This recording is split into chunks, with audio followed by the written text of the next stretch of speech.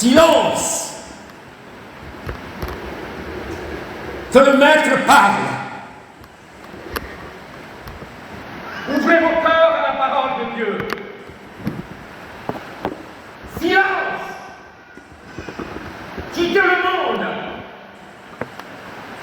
et soyez présents à la face de l'Éternel.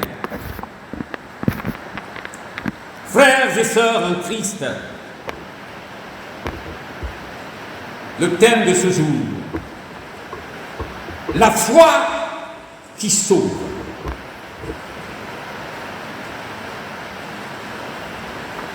S'il y a la foi qui sauve, donc il y a aussi la foi qui ne sauve pas.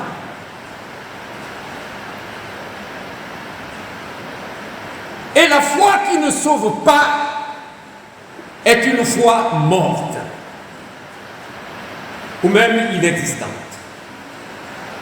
La foi qui sauve.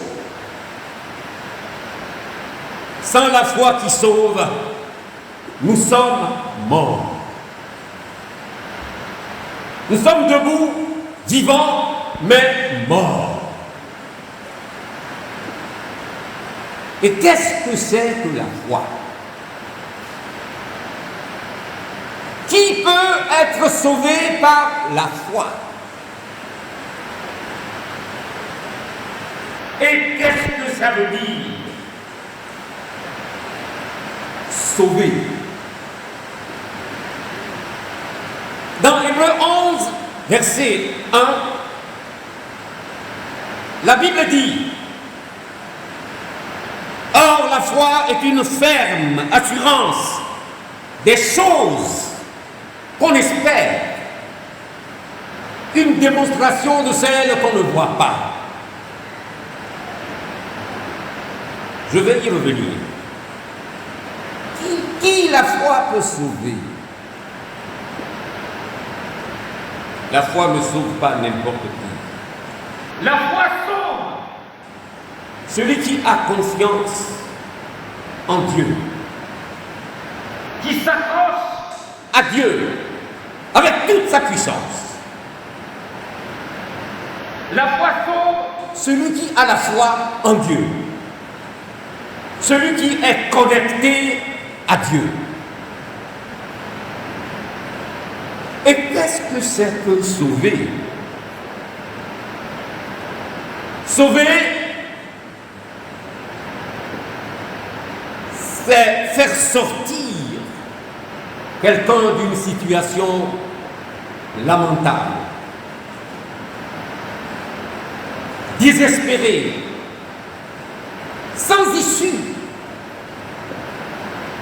Et celui-là qui est victime a besoin d'une main extérieure qui le libère.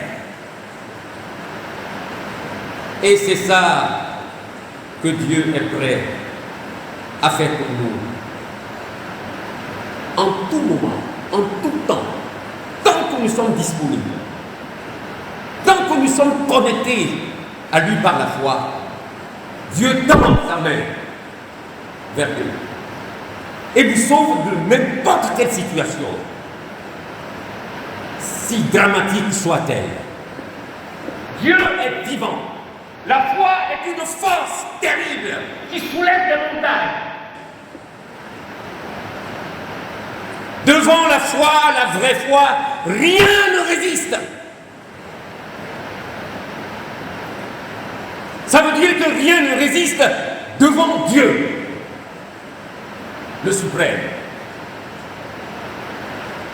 Je reviens à la définition de la foi.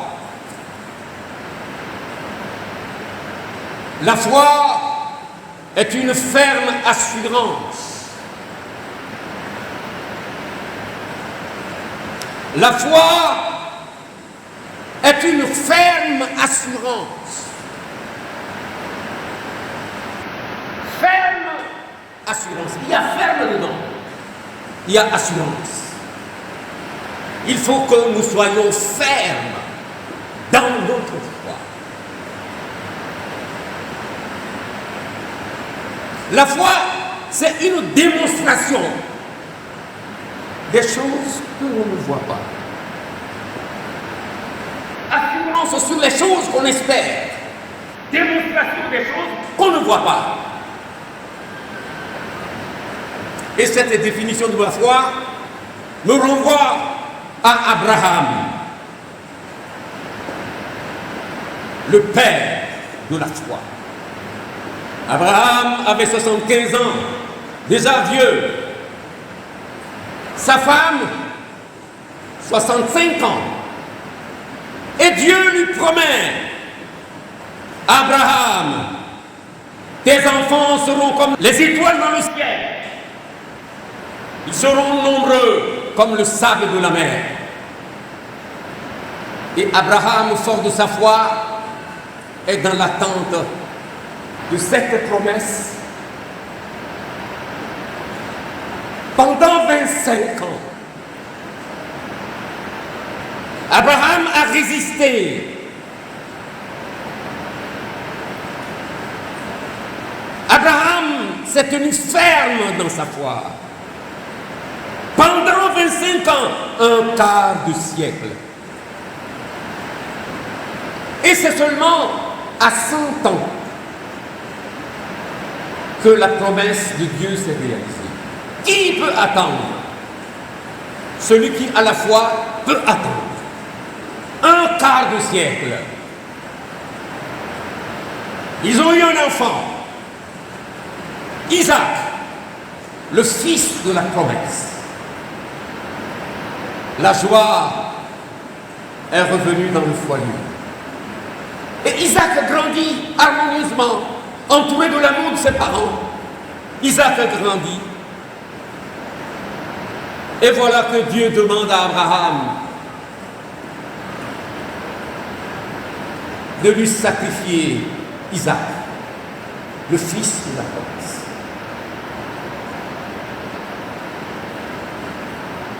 Faites des pères. Est-ce que les pères sont là? Les hommes sont là? Sacrifiez le Fils unique à Dieu. Qui parmi nous a cette foi? Le Fils d'espoir, le Fils de la promesse, le Fils de notre joie, l'héritier, le sacrifié à l'Éternel. Abraham, fort de sa foi, prend Isaac et va à la montagne de Moria. Il met Isaac sur l'autel, le lit, sort son couteau pour l'égorger et le sacrifier à l'Éternel. Quelle est cette foi?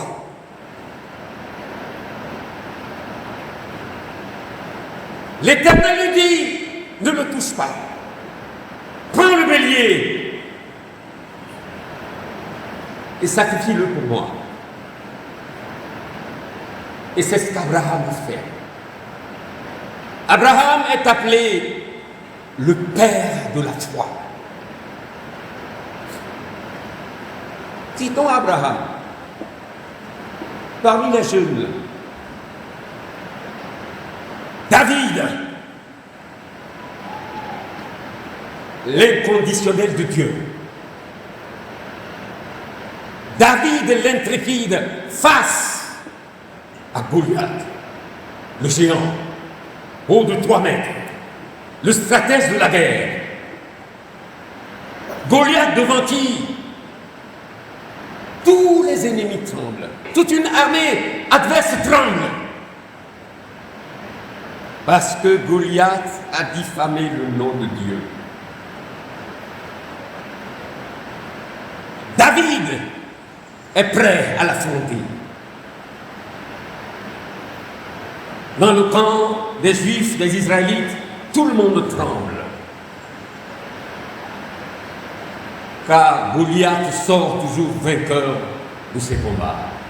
Mais David, le plus petit d'entre tous, dit qu'il va le combattre parce qu'il à diffamer le nom de Dieu.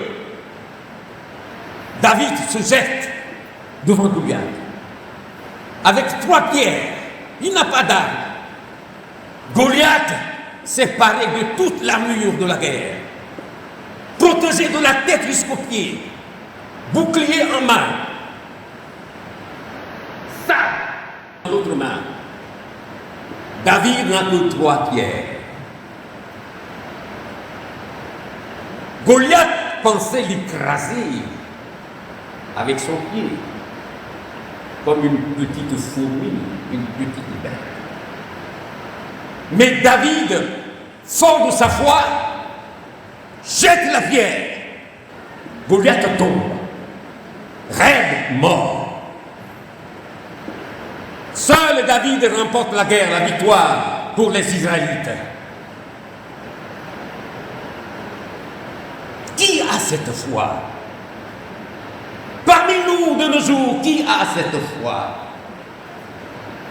Toujours parmi les jeunes, Shadrach, Meshach et Abnego, les téméraires dans la foi. Ces 3 jeunes refusent de se prosterner devant la grande statue que Nebuchadnezzar a dressée. C'est tout le peuple qui se prosterne devant cette statue-là.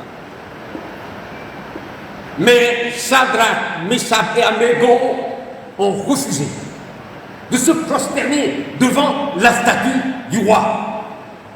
Parce que selon leur foi, ce n'est que devant Dieu seul qu'on peut se prosterner. Les 3 jeunes sont condamnés à mort, la peine capitale.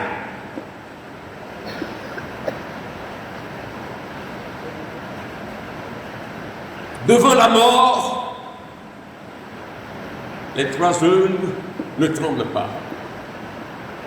Il affirme à Nebuchadnezzar: si on nous jette dans le feu, notre Dieu nous sauvera. Même s'il ne nous sauvait pas, nous ne nous prosternons jamais devant ta statue. Fou de rage, Nebuchadnezzar fait chauffer le four 7 fois, plus qu'à la normale. Les enfants sont jetés dans les flammes. Les soldats qui l'y ont jeté sont cuits par la chaleur du four, la chaleur qui sortait du four. Ils sont morts à l'extérieur du four. Mais dans les flammes, ni leurs cheveux, ni leurs vêtements, ni leur corps n'ont été brûlés par le feu. Shadrach, Meshach et Abednego se promènent dans les flammes. Parce que le Dieu à qui ils ont foi est avec eux dans les flammes. Frappé de stupeur, le roi les fit sortir des flammes. Et le roi proclame, à partir de ce jour, que tout le peuple respecte le Dieu de Shadrach, Meshach et Abednego. C'est la foi qui transforme les cœurs. Dans la foule immense, entourée de ses disciples, Jésus dit: quelqu'un m'a touché. Les disciples dirent au maître: nous sommes dans une foule, on se bouscule, tout le monde se touche les uns les autres. Comment peux-tu dire que quelqu'un t'a touché? Jésus dit: quelqu'un m'a touché. Silence total. Quelqu'un m'a touché parce que j'ai senti une puissance sortir de moi. C'est alors que là, toute tremblante, une femme sort de la foule et avoue: je souffre d'une perte de sang depuis 12 ans, une maladie incurable. Et je me suis dit dans la foule, si j'arrive à toucher le vêtement de Jésus, je serai guéri. Jésus a dit à cette femme: ta foi t'a sauvé. Ta foi t'a sauvé. Je ne peux pas les citer tous, ceux-là que j'appelle les héros de la foi. Moïse, écoutant la voix de Dieu, dresse son bâton sur la mer Rouge. La mer Rouge se fend en deux. Les Israélites, poursuivis par l'armée de Pharaon, traversent la mer Rouge à pied sec. Vous savez ce qui est arrivé à l'armée de Pharaon. Chers amis, ils sont nombreux, ces héros de la foi. Élie, le prophète du feu, par la foi, il a fait descendre le feu du ciel. Et que dire de Job? Vous connaissez l'histoire. Et c'est la foi dont on parle qui nous amène dans les textes de ce matin. La foi qui sauve. Dans les 3 textes de ce matin,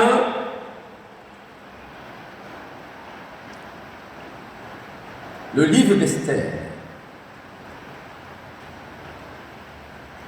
et Galates, il nous parle de la foi qui sauve. Mais dans Galates,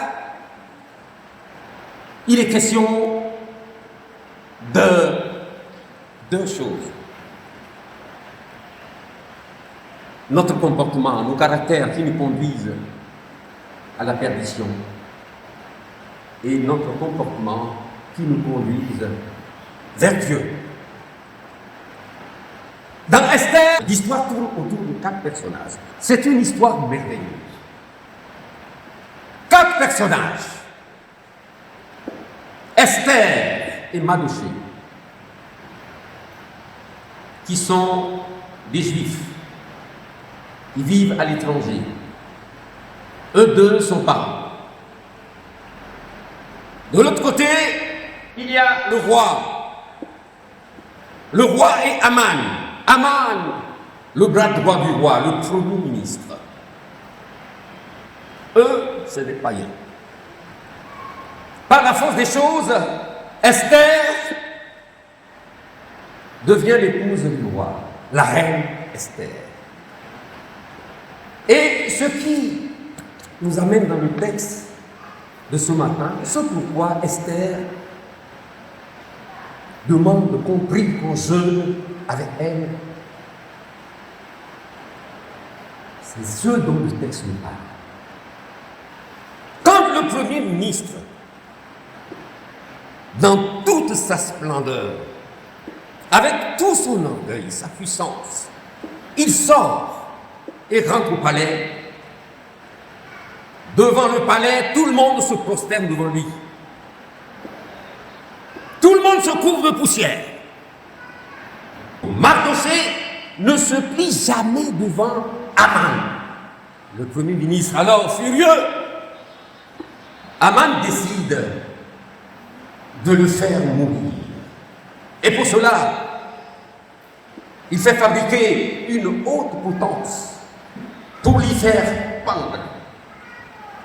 Et pire, il projette de faire signer par le roi un édit royal qui autorise le massacre de tous les Juifs dans le royaume.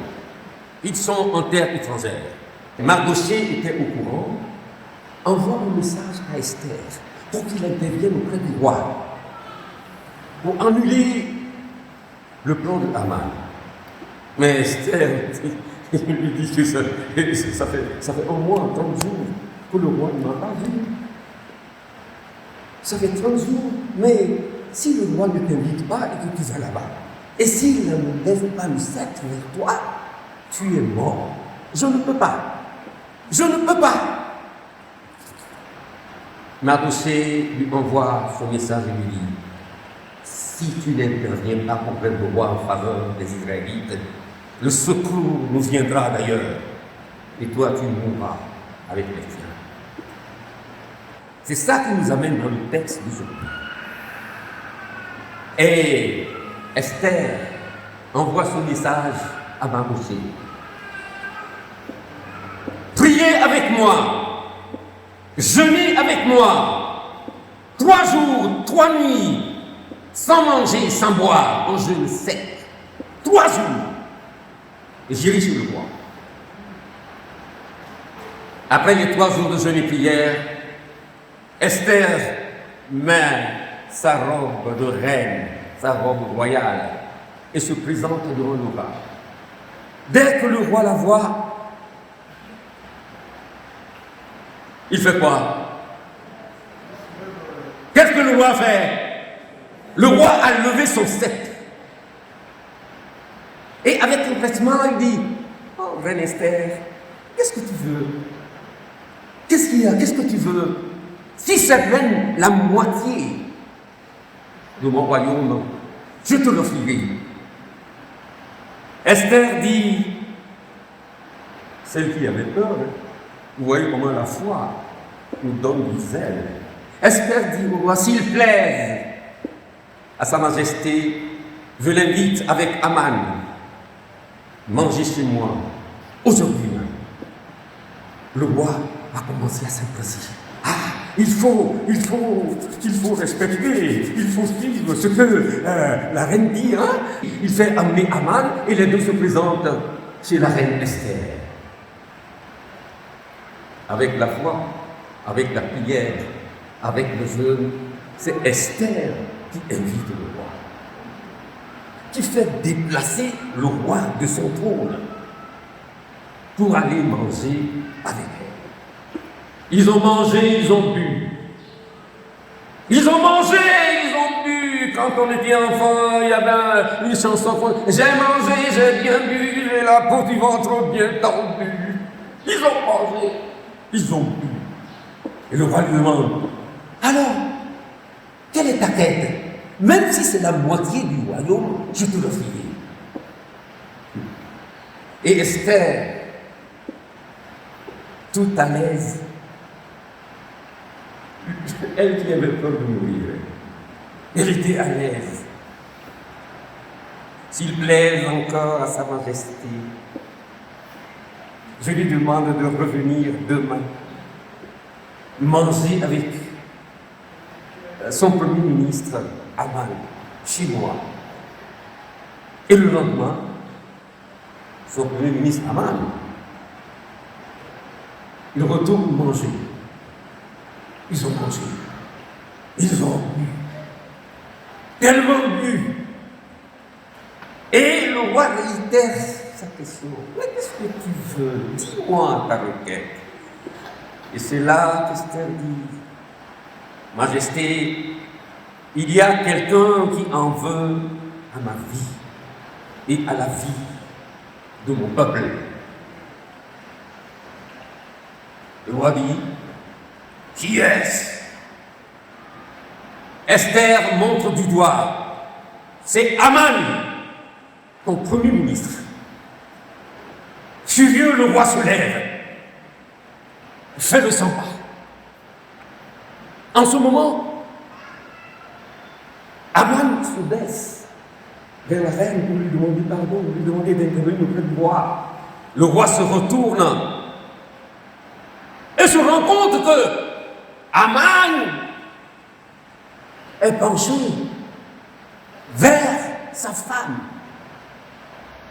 Furieux, le roi dit, ah bon, c'est ça.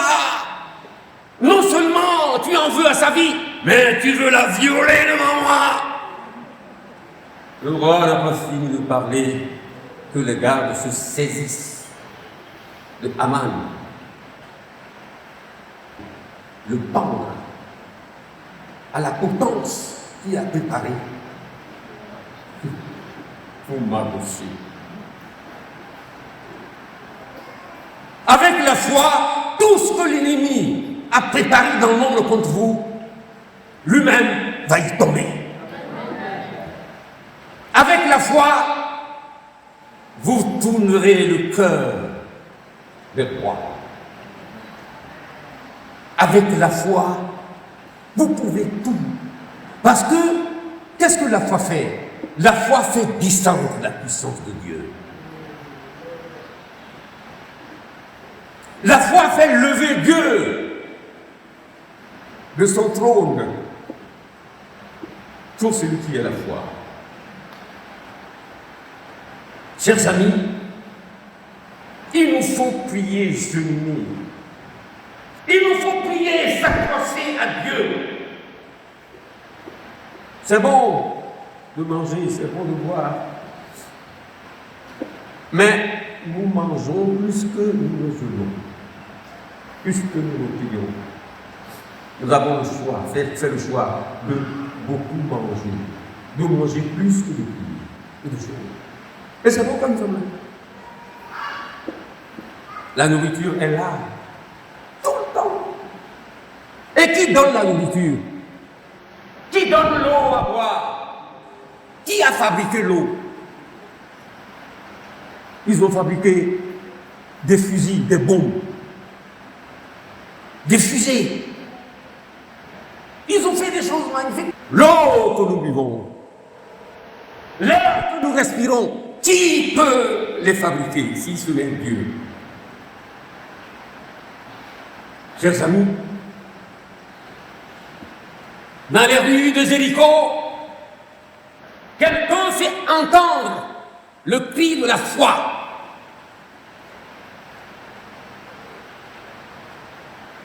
Fils de David, Jésus, aie pitié de moi. Jésus, fils de David, aie pitié de moi. Tais-toi, tais-toi. C'est quand on lui dit de se taire qu'il crie. Jésus, fils de David, aie pitié de moi. Il s'agit de qui? De Bartimée, l'aveugle, le mendiant, qui crie dans la rue de Jéricho. Jésus passait avec ses disciples, entouré d'une foule immense. Jésus, fils de David, aie pitié de moi. Jésus s'arrête et l'appelle. Bartimée enlève son manteau et le jette. Il bondit et va vers Jésus. Jésus lui dit: que veux-tu que je te fasse? Rabouni, fais-moi retrouver la vue. Jésus lui dit: va, ta foi t'a sauvé. Jésus ne l'a pas poussé. Va, ta foi t'a sauvé. Va, ta foi t'a sauvé. Et qu'est-ce qui a fait déclencher cette force de Jésus qui permet que Bartimée retrouve la vue? La foi. La foi de Bartimée a fait bouger Jésus. Va, ta foi t'a sauvé. Et il a retrouvé la vue instantanément. Et il suit Jésus. Alors, ce qui m'a frappé dans ce texte, c'est que quand Jésus a appelé Bartimée, il a enlevé son manteau et il l'a jeté. Mais pourquoi? Parce que le manteau va l'empêcher de se presser. Le manteau, c'est un grand costume. Il ne peut pas se presser. Ce manteau-là, qui le couvre tous les jours, est peut-être sale de poussière. Et il veut se présenter devant Jésus assez propre. Mais toujours est-il qu'il a enlevé son manteau, il a chuté. Il a bondi. À l'appel de Jésus, Bartimée a bondi.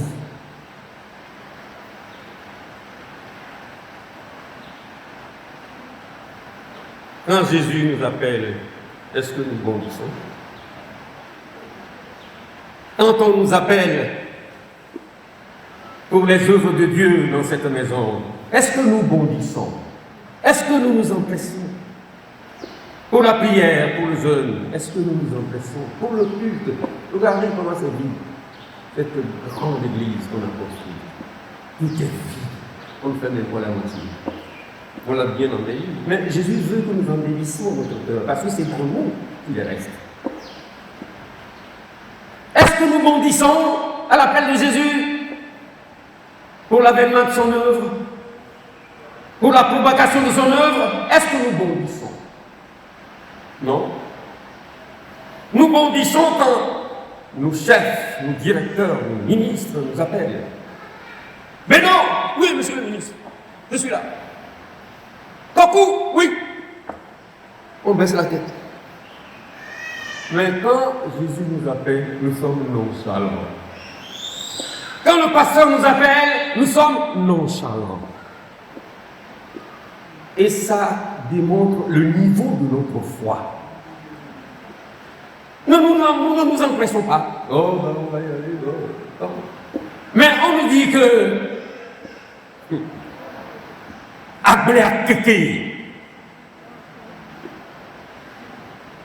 le sol est vaste et manque de travail. Oh, il a dit, il faut le faire. On va aller après. Mais qui fait la promotion? C'est Jésus qui fait la promotion, c'est Dieu qui fait la promotion. Mais nous nous empressons pour la promotion chaque année. Et le spirituel est bafoué. À l'appel de Jésus, Bartimée a enlevé son manteau, il l'a jeté. Le manteau symbolise pour moi tout ce qui nous empêche de nous presser vers Dieu. Tout ce qui nous alourdit. Le manteau symbolise pour moi le péché. Le manteau symbolise la souillure. Le manteau symbolise tout ce qui nous empêche de répondre efficacement à la pluie de Dieu. Alors je me pose la question à moi-même. Beno, quel est ton manteau qui t'empêche de venir œuvrer dans la maison? Prédicateur, quel est ton manteau? Chorale, quel est ton manteau? IHM, c'est quoi ton manteau? Jeunesse, l'avenir de l'Église, c'est quoi ton manteau qui t'empêche de venir? Assemblée de Piniel, la face de l'Éternel. C'est quoi ton manteau qui t'empêche de venir œuvrer dans la maison de Dieu? Je vous assure que si chacun se débarrasse de son manteau, ce temple sera plein. Si chacun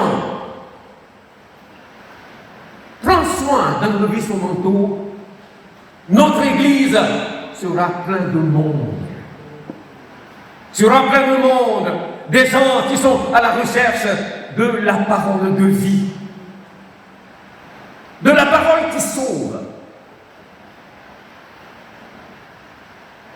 Enlevons nos manteaux qui nous pèsent.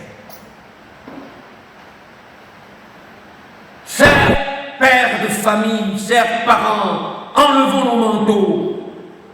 Débarrassons-nous de tout ce qui nous empêche de venir vers Dieu.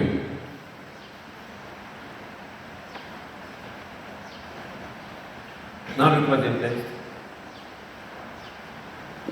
il y a deux choses. La voie qui amène à la perdition et la voie qui amène à Dieu. Sur la voie de la perdition, il y a tout. La voie large, c'est l'autoroute, motorway. On file à toute vitesse. On fait n'importe quoi. Et sur cette voie-là, qu'est-ce qui anime les gens? La jalousie, le meurtre, la division, les querelles.